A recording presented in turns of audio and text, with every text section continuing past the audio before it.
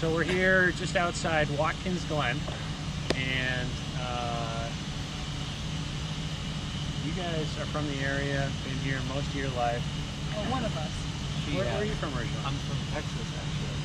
No, we were just talking about neither Jonathan nor I. Jonathan's the man behind the camera today. That's right, that's right. Neither one of us have actually been to Texas. Okay.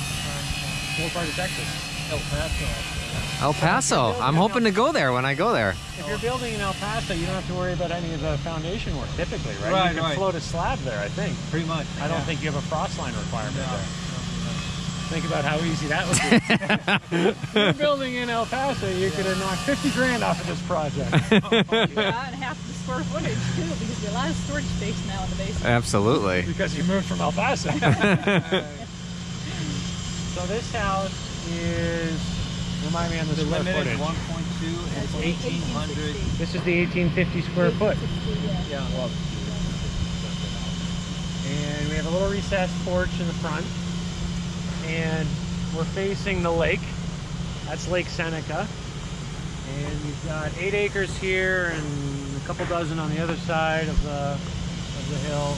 And on this side of the house, we have the fire door for a future access point to an attached garage, a future attached garage. So the garage will come out off of the side of the house, and it'll stop obviously before the windows on the left side, and then the driveway will come in up to the side load garage, and then you'll have a little front porch that's sort of behind what would be maybe 10 foot of a bump out of the attached garage. And so this is a Superior Walls, 8-foot Superior Walls basement. yeah. Comes insulated and studded out, and there's no wrap on the outside of the wall because it's a Superior Wall, so you don't need to wrap it for water penetration because you can't. It's impermeable to water. So there's a few less steps when you're doing Superior Walls. You don't have to insulate the inside of the wall, and you don't have to wrap the outside of the wall, which is nice. And we were just talking about access first. We were talking about access, we were talking about drainage. So about access, coming off of the main road here, you put the driveway in. Did you put it in just recently with Fairman? Yeah, a couple of weeks. Fairman's a local Amish contractor. Mennonite. Yes. Mennonite excavator. Dug the basement, put the driveway in, stripped the topsoil, did the stone, Yes. did the drain tile around the perimeter of your basement, put your sump crock in, and he daylighted the drain tile. Yeah. And we were just talking about what's daylighting the drain tile. So now that you're an expert on, you didn't know you were an expert on drain tile. So we talked about that. We Yeah. recalled that we talked about it. Yes. That if you're on a hill like this and you have a low point within, a reasonable distance, what you can do is you can tie into the drain tile. And the drain tile, of course, is the black corrugated perforated pipe, little holes in it that collects water, and it goes into your sump pump, and then your sump pump discharges it. But you can also have a secondary outlet on the drain tile where you tie into the drain tile, and so water can go into the drain tile and go out directly away from the house. So your sump pump should really never run unless there's a backup on your outlet. So this is where it outlets here. Yeah, these two right here. These 2 pipes. So you can see here, John, this goes right back to the bottom. It would attach to just below the wall, the basement wall, a few feet below the basement wall. If you think of your basement floor, the wall stops, your drain tile goes into your sump crock, which is a few feet below. That's where it spills into, and so it'd be a few feet below that this would daylight out, so that you don't necessarily need a generator or anything like that. True. Yeah. So he put the driveway. So when did the driveway go in then? The basement walls went in last week. It's a day to set the basement walls. It's about 2 to 3 days to excavate, right? He started the excavation the week before Superior Walls came in. Yeah. So 1 week to do 1 week allocation for your excavation. He did it in 4 days. The following week we do the walls at the beginning of the week, and then we do the flat work, the poured concrete floor in the basement following the walls. Then we set the house, then we can backfill. Yes. So all your excavated materials are off the side of the house here. And so how did it go with Fairman, your excavator, in terms of your site plan and putting the driveway in? Did you meet with him here and have a conversation? Yeah, so we met with him and Jimmy from Buffalo, Modular. Okay. And so he basically told us where he wanted the pad for the crane, where he wanted the driveway, so forth, and the width. And so some trees had to be put down, obviously. Those are some of the trees Up there, see? No, No. some of it up there. Some of them up there. Yeah. So did Fairman clear it as well then for you? Yes, Yeah. he did. Yeah. He just push it down with his bucket and use a chainsaw, or? Yeah. And then what else? He did the perk test for us. Yeah, he came dug- and dug. He dug the perk test for the Even septic. He had the Dug little for the perk excavator. test, Yeah. and then did the county come and pour the water in? Yes. Yeah. And check for percolation? Yes. Yep. The Watershed Protection Agency. And does it perk, or do you need a It sand perks filter? really well. It's pretty gravel soil for the most part. Sandy loam rather Yes. than clay. Yeah. Yeah. So what is a perk test? The perk test is you check to see how fast the water will drain out of the Filters hole. down. It's basically percolation. You know, so. I didn't So know they you had your pour about- engineering degree as well. I think they pour about, what, 5 gallons of water? Yeah. And then they just measure Yeah, they do that several time. times. Just to Yeah. see. The rate that it, Right. yeah, that it absorbs. Yeah. Yeah, so that's good that you don't have to do a sand filter or anything like that. Right. Right.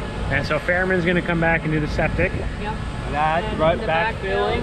He's going to backfill, septic, and that's it. And right the garage to the house. Yeah. Yeah. They were talking about where the well is in reference to the septic and the future garage. This is all part of the site plan. So where's the septic going to go then? Off the other corner of the Yeah. So did you do a measurement from the well? Yeah, we You had got to be 100 100 feet. feet away. Yeah. And then I think also, ideally, you know, Yeah, one has to be if offset. one's higher than the, Yeah. they wouldn't want the septic higher than the, for obvious percolation. So he's coming, the well guy is coming next week, is it? Well, whenever. Okay. He's allowed to come now. They had everything up in that area today, so I told him don't come today.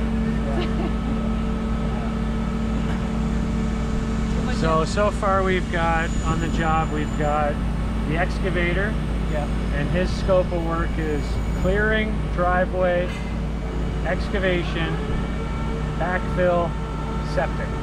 Yeah. So the excavator does a lot. Yes. The excavator does a lot. It's going to be the second highest expense after the house. Yeah, the excavator. And then you contracted directly with Superior Walls for the walls. Yes. Yes, thanks to you. Yes. Well, I'm happy to help. That's, you know, Yeah. like we were talking about, for whatever reason it is, you know, if someone just calls a contractor, they might not get a call back. But if someone's in the business, Yeah. I call a contractor, I talk their language, we can get things I going. know it's a serious call. So that's a lot. That helps a lot. Especially when they're busy. Yeah, I think that's a big part. Someone asked me, why does a contractor call you back and not me? I said, I don't know for sure, but probably I think it's just... It's just they because know you're it's so not- likable. That's why. That's what it is. my wife might not say that. My wife would say I'm an acquired taste. Fine wine. I was going to say like apple cider vinegar. No, but I think, you know, contractors are busy. I mean, that's the reality of the world that we live in, is that there's labor shortages all over the place. And so, you know, contractors, they get a call from a builder, you know, like me. I'm going to give them the job scope and timeline and what we need, you know, in a matter of 4.5 minutes. And they're not going to have, you know, it's going to be a pretty straightforward conversation. I think sometimes with contractors, if it's a retail lead, you know, they feel like they might need to spend a lot more time and it might not be a real situation. Right. You know, and so that might be part of the challenge. So that's really part of what we want to help with, is to make sure that the whole job is scoped out with all your contractors prior to us ordering the house and signing a contract, ideally. So you have a full budget scope on all your estimates for all your contractors that are going to be on the job. So you got your excavator, you got a handle on your well company. Those are usually pretty, those two are fairly easy. And through those two contractors, you can usually piece together the whole project, even if I wasn't helping out. You know, you got Limar, is a local electrical, plumbing, HVAC company. Yeah. Sometimes there's all-in-one. Sometimes it's just HVAC and plumbing, and then you got to find a different electrical company. But they're an all-in-one. Yeah. So they're going to come in, and we talked a little bit about your electric. We could show. This is a worthwhile conversation point. So your electric right now runs on the opposite side of the road. Yeah. And you have NYSEG here, which is great. NYSEG is a great utility provider. Yeah. They service a lot of properties for us. We don't want to get them mad. I think they will admit, though, they can be a little disorganized. And so you tried to contact them for a new pole, a new service, and it was a challenge. And you don't have a pole on your side of the street, so as a standard, utility companies will typically set one pole at the end of your driveway for free.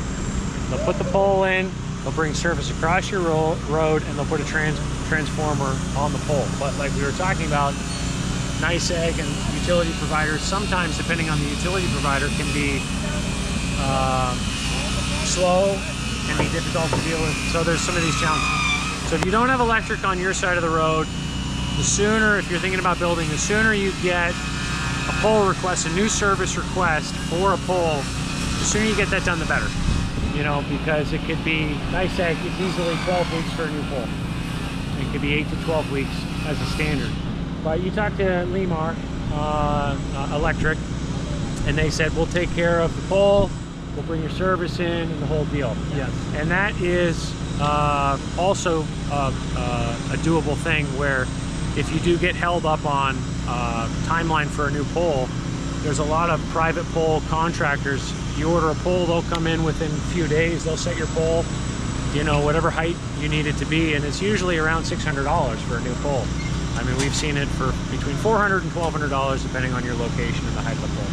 So in the grand scheme of the house, it's not $1 million. It's, you know, $600 might not be that much. And so they're going to set the pole, and then they're going to go underground service to the house.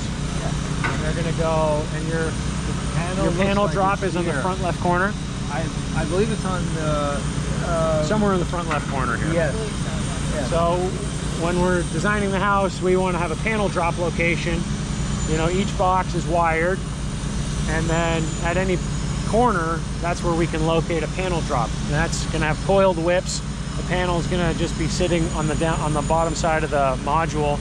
So Limar can come in, they'll run their service in, they'll cut the zip ties on the whips, they'll set the panel on the basement wall, they'll bring service into it, and then they'll do the cross connects between boxes, and everything should light up. I do want to make sure they test all the outlets when they're here, test all the lights, make sure everything works well when they're here, just in case there's any shorts or neutral, you know, anything like that. Okay. So that's Limar, and then inside of the house, you didn't do any HVAC. This is a complete electric house. So you've got baseboard, electric baseboards throughout the house. Yes. And then you're going to do an electric water tank. Yes. And that's the house. So you're going to do an electric stove, electric dryer, and you're just going to run on the grid, which is, I mean, you could do electric panels, solar panels at some point if you wanted to, but then you just have one less thing to worry about. You don't have any gas lines coming in. And right. So why did you guys decide to do all electric then? Partly because it's fast and easy. Partly because I'm not used to gas. I don't like gas ovens, stoves type stuff. Partly because we were running into some cost overruns, and it was just the cheapest way to get some heat, that we could keep the house heated for the winter time. But we will try to, well, we're going to get the mini splits later as well. Oh, okay. Oh. Yeah. Okay. So Lemar said he can get those for us. Yeah. Yeah, Okay. yeah. Okay. Those are super efficient. Very. Yeah. I mean, would those be electric? Would you run the mini splits on Oh, electric yeah. then? Yeah, Okay. yeah. And then, I mean, you could always put a pellet stove in the basement if you wanted just to burn some of the wood on your property as a secondary heat source. Yeah. You know, well, I guess that wouldn't be pellet, just be a wood stove, but Yeah. you know, you could put that in the basement and vent it out. I did think about solar, but it's getting, you know, all the trees here, the shade is a problem. You'd have to lose some of the featured trees, which you don't want to do. What do you guys do? So the only other, the other contractors on the job, siding. Are you the siding contractor? We're possibly, but probably not. We're hoping not to be, but it just depends on whether we can. Yeah, Victor just doesn't have time to do all that. It's hard to do siding with just one person, so. You got lunch breaks and stuff, right? Come on. Siding isn't too difficult to do if you've never done it, but the tricky part is typically the fascia softening. Okay. Right, so you can see that if you swing back, John, you can see the eaves end here has fascia and soffit, but the gables don't because it's a flip roof system. So we have all the materials on site to do that, but that can be a bit tricky if you've not done that before. And then of course you're going to need, you know, gutters. You'll need 2 gutters. Yes. One on Right, either yeah. on either eaves Yeah, we're just side. going to go find somebody that can do the seamless gutters and have them Yeah, come seamless gutters is super easy to find. You know, a lot of companies out there for that. Now that the house is up, though, to secure a siding contractor, sometimes it's a bit. If they've not done modular, you're describing this to them, they kind of go, I don't know what you're saying. And a lot of times, siding companies, you know, they'll give free estimates, and so, but they want to see a house. Okay. They want to see it. So if you say, hey, I've got just had a modular house, I need both gables sided, a little bit of fascia and soffit, all the materials on site, can you come and take a look? You have a high chance of success in securing someone. Okay. They'll come out, they will come out, take a look at it, write you a quote.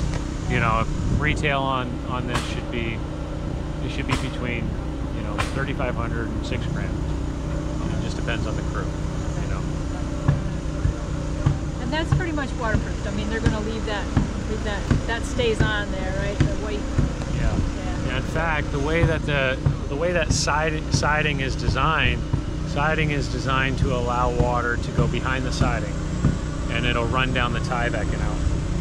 Oh, really? Yeah, siding is loose. You don't hammer it tight. You space it 1/8 of an inch.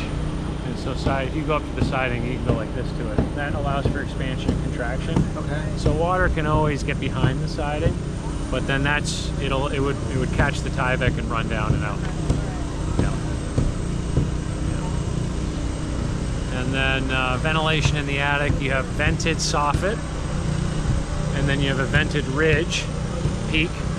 So the air comes through the vented soffit and out through the ridge peak, and that's what allows for air circulation for your shingle. There's a whole house fan too. There's a whole house fan. That's for a different reason, because that's inside the envelope. Your insulation envelope is your first floor ceiling, outside walls, basement walls down to the ground. That's your insulation envelope. Okay. So your whole house ventilation fan is usually outside the bathroom. Sometimes it's in the bathroom. It might be a combo unit in the bathroom fan. And that runs constantly, and that keeps it kind of controls the humidity level in the house. So we don't control that? It runs all the time? There's only a high-low switch. That's the way it's designed. Oh, Yeah. interesting. We're going to need a solar panel to take care of that. That's You don't need a white the noise electric machine bill. anymore. No. No, it's very low voltage. Okay. Okay. It's very low voltage. It's kind of like an LED recessed light. Oh, really? You know, I mean, Okay, and that so kind of how voltage. big is the fan itself? Looks like a bathroom fan. Oh, so it's just, oh. Yeah, it's not like a big. Oh, okay. Yeah. Okay, all right. Yeah, that's a part of the state engineering ventilation, you know, code package that's required. On my modular house, I live in a modular house. On mine, we have an ERV unit, which goes on your HVAC furnace, and that runs whenever it wants to run based on humidity. Oh, wow. And then some townships require both. You know, they'll say, well, I don't think that's good enough. You have to put an ERV unit in as well. This has all been approved by the state. This meets code, you know, and the fact that you're doing all electric, you know, it's worth having. All right. What are the things that come to mind when you think of that was easier than I was expecting it to be and more complicated than I was expecting it to be related to the build? What was easier than you thought it was going to be and what was more complicated so far? Two-part question. That's right. Well, I wouldn't say complicated, more like difficult or Unexpected. yes. Okay, you okay. know, so, like I said, there's so many things that go into this. When you have a land in, like I said, in the middle of nowhere, you know, you don't have what you have in the city, right? Yeah, right. You got to worry about septic, right? You got to make sure it's 100 feet from the well. Yep. So all that goes into that. So you got to hire people for that. Yep. Sill plates, right? Sill plates. I know I keep going back to that. Sure. Well, and it's not even that it was a big deal. It was just, I mean, it's important, finding but, somebody, you know, Somebody to right, do it. right. Yeah. and finding out that, you know, you do need a permit the day of or before, and everything has to be set, you know. Sure. Otherwise, nothing can be done. Right, right. Because the inspector is down the street. Right. You know. Right. Well, and then you get a little nervous. Is it gonna go through, or what's gonna happen? You know, we got everything scheduled, but Well, technically, I don't have this permit yet. So what's gonna happen? You know. So that's what happened actually. Yeah. So the day of, Yeah, we waited got for the offices to excavator open. right here on site, ready to go, and Yeah. he just pushed over a few trees because you can remove trees without having to have a work for a building Yes. permit. So, And then we went to pick up the permit. Okay. Is that was the day he called me, I think, and went over a few things. Oh, yeah, exactly. yeah. I said, you don't need any of this. It's all been approved off-site at the state level. Oh, okay. Yeah, he just needed somebody to tell him that. Yeah. Well, and a lot of times those things can make you nervous too, because it's like, oh, you didn't know that. You know, maybe there's something that I don't know that I'm supposed to be knowing right now. So, I don't know. A lot of times, people have a hard time figuring out how to communicate in a way that's actually beneficial and helpful. And they just kind of process things externally, and things come out maybe that, you know, create tension and nerves that maybe don't need to be there, really. You know. So. I have to say, Superior Walls is probably the easiest. Yes. They are great to work with, That for really, sure. really went very well, and it's a, you know, it's a lovely basement. It took no time at all. Yep. Once those walls were up and the floor was poured, and it's like we are good to go. So that was. Do you think you're gonna keep it storage, or are you gonna? Is there any potential that you finish it? We don't have any plans to finish it. Maybe okay. put in a little cold room area or something, Okay. just for, you know, some storage Yeah. and stuff. Maybe because we plan to have big gardens. Yeah. Oh, you can? I want to. We will. Yeah, That's right. We hope to be. Now we will. Yeah. Yeah, if everything goes well. Yeah. And honestly, setting up the house was very fast. Yeah. I mean, Oh, yeah. A day to set the house. I mean, 2 weeks to build it off-site. What time? We often have the excavator for the day of set because of this very reason. We had the one module parked over here, another module parked here. Theoretically, the transport company pulls it out, backs the other one in, shuffles them around, but you can see the driveway on the far side. On the edges of the driveway, it's a little soft. And so coming in, what you're saying is Victor, it slipped off the driveway a little bit. And so the excavator has more horsepower, it's got more muscle to be able to pull that carrier up. Yeah. And that's pretty typical to require the excavator. So we were kind of, That's key. we're always aware of having the excavator here day of set. You know, and Jimmy, I think, was Oh aware of that yeah, as and well. we had every plans of it, and Harmon was going to be here, but he said he ran into difficulties yesterday, and so he did the best he could to, you know, come up with something on site. He was calling in favors from friends to get somebody over here. That's great. Oh, did he have a friend of his come by? Yeah. yeah. He Yeah. was here at 7. Yeah, he was here at 7 a.m. with it wasn't an excavator, but it was a piece of equipment that did the job. Okay, so walk us through a typical set. You come from start to finish. You come out to the site a month or two before. Sure. You met with Victor and Rebecca. These wonderful people. on the site with their excavator firemen, and you laid out a site plan for how the driveway gets put in, Where the crane pad's got to be. where the crane pad's got to go, what trees should come out of here. You got it. So give us that in your words. Everything went pretty straightforward when you came out here that time? Yeah, it did. It did. I mean, still a little bit of issue with the rain and stuff. I mean, you can never predict the rain. Sometimes, you know, they say it's 30% chance of rain, and then you get rain for a couple hours. But other than that, it went really, really good. We had a little bit of it was good the excavator was here for this morning, right? Oh yeah, in. we positively needed them. You always got to have an excavator on site. It's a big thing.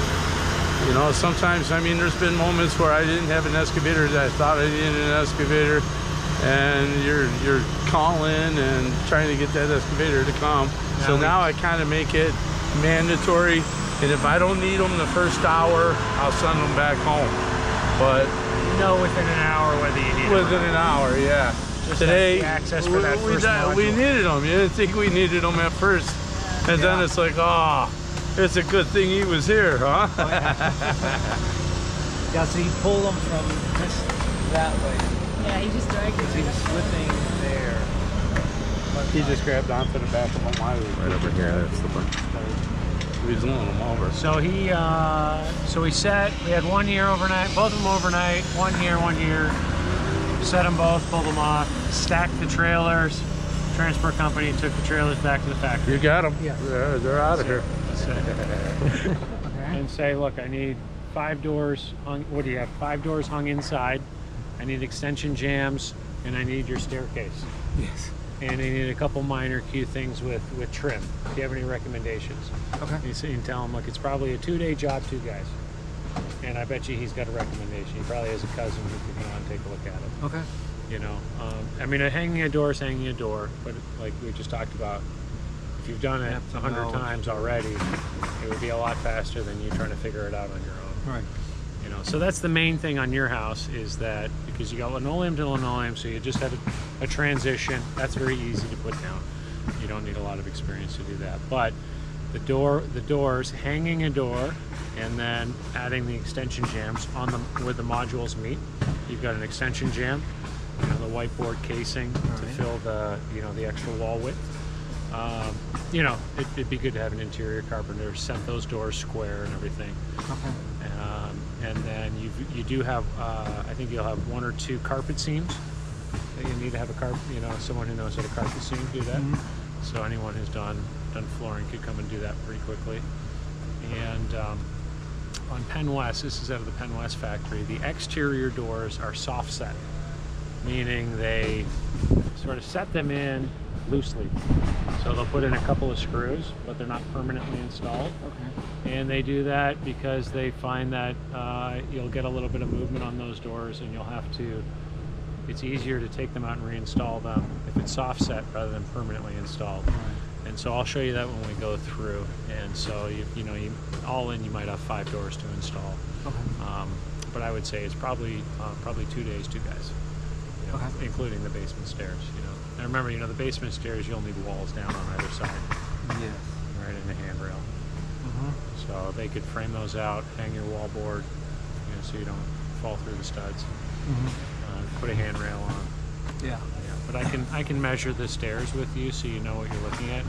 How to measure basement stairs is you go from the top of the flatwork, top of the concrete flatwork, up to the top of the subfloor. All right. That's your height. And then your width is between the 2 joists that the stairwell is built within. That's your width.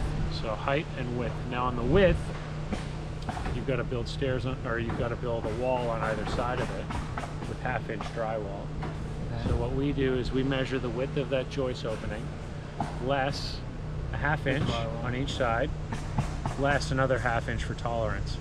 Okay. So you go the width of those two joists less 1.5 inches, and that's your width of your staircase.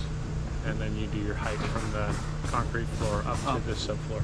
Okay. Yeah, I can do that for you. It won't take more than a couple of minutes to do. And if you call that into your the millworks, Mennonite millworks guy, give him the height and the width, he can manufacturer a set of closed. You usually get a closed pine staircase. Closed pine staircase. That just means it's got risers. All right. You know, and they'll come out, set it in, screw it into the joist. You're good to go. Okay. Oh. Go So through the I was house gonna first, wait then, till right? they get through their roofing and everything, then we could go through. Oh, really? You have to wait. Well, it's I a mean, bit. not that I care. I mean, they're in and out with materials and shingles. I don't want to get in their way. yeah, yeah, yeah.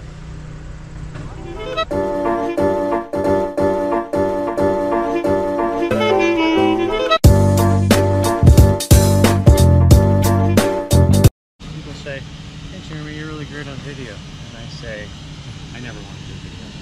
I never want to do a video. It's never like, hey, I want to do a video." Oh, really? Is Jeremy like that too? I mean, is Jonathan like that too? Because he seems to be like a natural on the camera. Like, Jonathan's amazing. he's like, yeah. Okay. He's like, let me tell you about this. You know, and he's just so like comfortable with it. And we're gonna look at this and that.